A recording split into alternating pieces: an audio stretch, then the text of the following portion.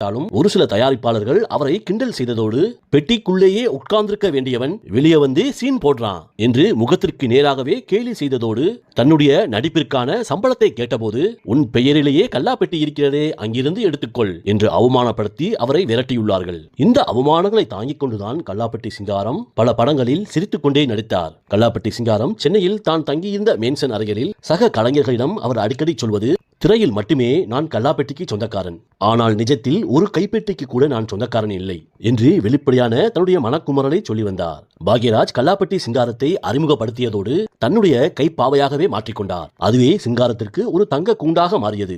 நான் என்ன செய்ய வேண்டும் என்பதை விட என்ன செய்யக்கூடாது என்பதில்தான் இயக்குனர் கே பாக்யராஜ் குறியாக இருக்கிறார் என்று அடிக்கடி புலம்பியுள்ளார். சுருக்கமாக சொல்ல போனால் நடிகர் சிங்காரத்தின் அசல் நடிப்பு திறன் பாக்யராஜுக்குள்ளேயே அடங்கி போனது. ஆரம்பத்தில் பாக்யராஜ் தன்னுடைய திரைக்கதைகளில் வரும் பல நையாண்டியான வசனங்களை சிங்காரத்திடம் கேட்டுத்தான் கதைகளை மாற்றி அமைப்பார். அப்பட்டம்